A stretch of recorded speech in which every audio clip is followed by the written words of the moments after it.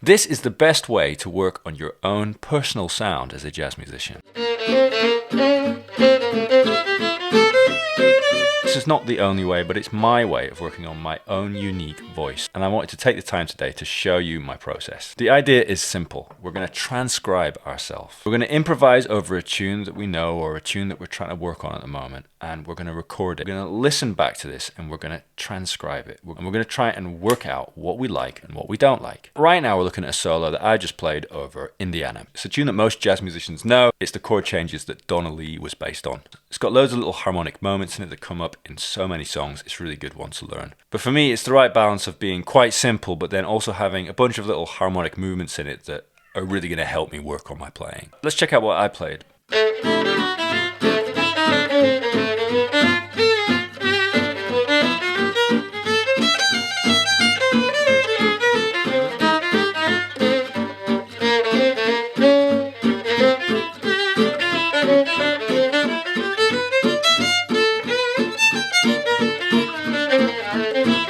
I think I liked pretty much the first 4 bars of what I played, and it makes sense with the chords and it sort of sounds like me. Then we get to the next little bit when we play over this 2-5-1.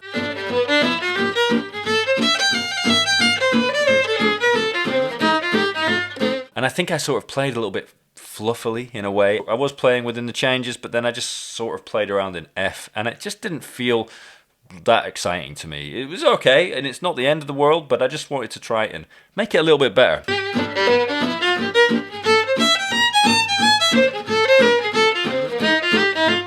So I wanted to sort of add in some descending chromatic approach tones. Then I ended up jumping down an A-flat augmented triad, which is something, if you're subscribed and you've been following along what I'm doing at the moment, I've been trying to get the augmented scale into my playing. There's going to be a bit more of that in this later on. So yeah, I added in this little augmented triad, and then I think I just sort of improvised this next little line. And then over the 2-5 in B-flat major, I came back to what I played in the original solo because I quite liked it.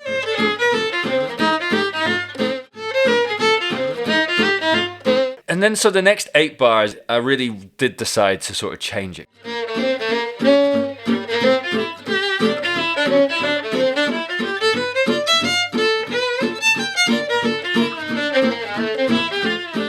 I didn't feel that happy with what I played. I didn't hate it, once again, but I wanted to change it and I wanted to add some more stuff in there. Also, a quick caveat with this one is when I do this, and I do this every month, I do this also thinking about my student. So I write these out for my students as little etudes, and we work on each little section of it together in my group classes on Skool. Have I mentioned that yet? Maybe not, but I think you should join me on Skool if you are interested in learning more about how I teach and you want to work with me personally.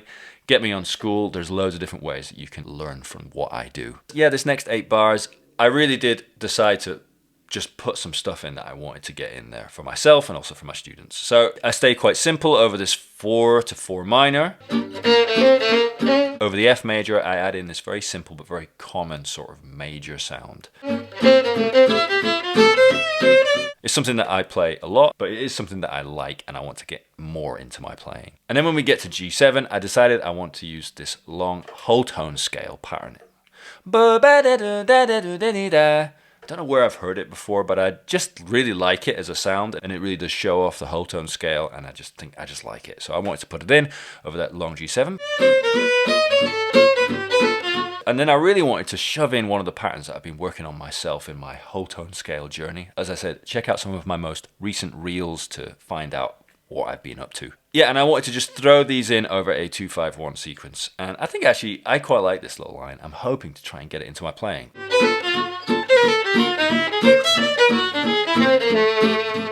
So we're halfway through the form. This is semi-improvised and semi-worked out.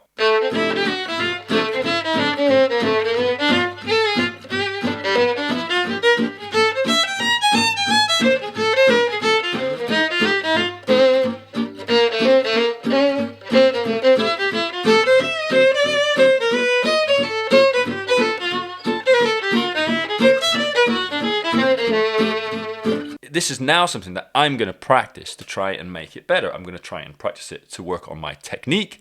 I'm going to try and make it more in tune. I'm going to try and make it swing more, or just sort of be better rhythmically, add a little bit more color in it, trying to work out where I might want to play vibrato here, or where I might not want to play vibrato, where I might want to slide, all that stuff. And I'm just going to use it as a little exercise for myself. It's something that I've created out of my own improvisation, but I'm also really trying to put ideas in that I'm trying to get into my playing. And I would implore people to try and do this themselves. Take a tune that you're working on, record yourself improvising over it, listen back, change it a little bit, and see if you can create something that you would be really happy with if you had improvised it in the moment. We really are working on our own sound. This is something that I've created out of the things that I've worked on in the past, the things I'm working on at the moment, and I'm trying to sort of create the best version of myself, musically speaking.